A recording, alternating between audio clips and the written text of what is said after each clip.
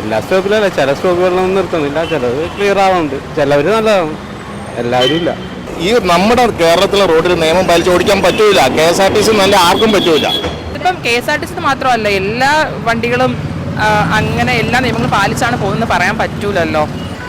ഗതാഗത മന്ത്രിയായിട്ട് ഗണേഷ് കുമാർ വന്നപ്പോൾ ഒരു പരിധി വരെയും അതൊക്കെ നല്ല രീതിയിൽ തന്നെ പോയിക്കൊണ്ടിരുന്ന വെച്ചാണ്. പക്ഷേ ഇപ്പോൾ എന്ത് സംഭവിച്ചെന്നറിയാമോ, അങ്ങേർക്ക് തികച്ചും സ്വതന്ത്രമായിട്ടുള്ള ഒരു ഇത് കൊടുക്കുന്നില്ല എന്നുള്ള. ഒരു ടൂറിസ്റ്റ് ബസിന്റെ ക്യാബിനിൽ ഒരു മാലയിട്ടാൽ വരെ അത് MVD പിടിക്കുന്ന ഒരു സ്ഥിതിഗതിയാണ് ഇപ്പോഴുള്ളത്. പക്ഷേ അതൊരു KSRTC ബസ്സാണെങ്കിൽ അതിൽ വാഴയും തെങ്ങും വച്ചു വരെ വണ്ടി കൊണ്ടുപോയാലും ഒരു MVDയും കാണില്ല, അത് ഒരു കോടതി നടപടികളിലേക്ക് പോകുകയുമില്ല എന്ന് നിങ്ങൾക്ക് തോന്നുന്നുണ്ടോ? എന്താണ് ഈ വിഷയത്തിൽ ജനങ്ങൾക്ക് പറയാനുള്ളത്? നമുക്ക് ജനങ്ങൾക്കരികിലേക്ക് ഒന്ന് പോയി അവരുടെ അഭിപ്രായങ്ങൾ തേടി വരാം.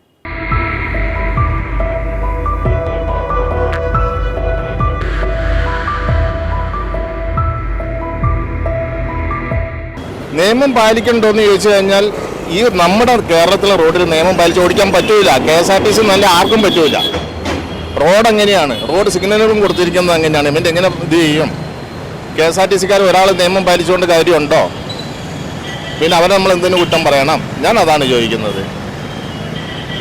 പ്രോപ്പറായിട്ട് എല്ലാവരും ഓടിച്ചെങ്കിലല്ലേ KSRTCക്ക് അതനുസരിച്ച് ഓടിക്കാൻ പറ്റുള്ളൂ.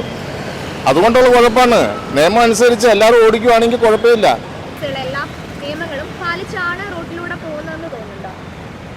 അല്ല, അങ്ങനെ തോന്നിയിട്ടില്ല.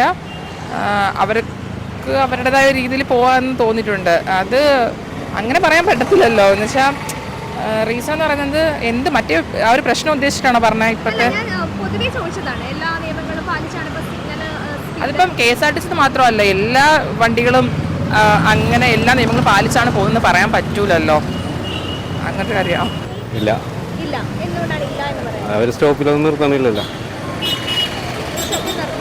എല്ലാ സ്റ്റോപ്പിലല്ല, ചില സ്റ്റോപ്പുകളിലൊന്നും നിർത്തുന്നില്ല, ചിലത് ക്ലിയർ ആവുന്നുണ്ട്, ചിലവർ നല്ലതാണ്, എല്ലാവരും ഇല്ല.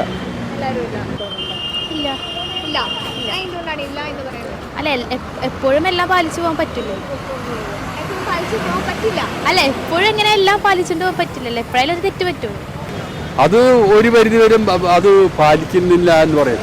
വേണ്ട സമയത്ത് ഒരു ഘട്ടത്തിൽ മുൻകാലങ്ങളിൽ ഇതേ സമയം ഗതാഗത മന്ത്രിയായിട്ട് ഗണേഷ് കുമാർ വന്നപ്പോൾ ഒരു പരിധി വരെയും അതൊക്കെ നല്ല രീതിയിൽ തന്നെ പോയിക്കൊണ്ടിരുന്ന വെച്ചാണ്.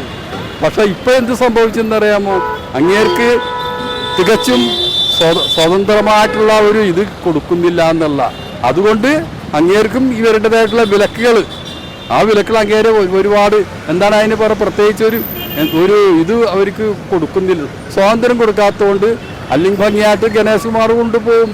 അതിന് കഴിവുള്ള ആളാണ്. അച്ഛൻ R ബാലകൃഷ്ണൻ നല്ല കഴിവുള്ള ആളായിരുന്നു. അങ്ങേരും ഗതാഗത മന്ത്രിയായിരുന്ന ആളാണ്, വർഷങ്ങളോളം ഗതാഗത മന്ത്രിയായിരുന്ന ആളാണ്. അപ്പോൾ അതേ പാരമ്പര്യമുള്ളത് ഇതും ഭംഗിയായിട്ട് കൊണ്ടു. പക്ഷേ അങ്ങേർക്ക് കൂച്ചുവിലങ്ങ് വന്നു പറ്റി. അതാണ്.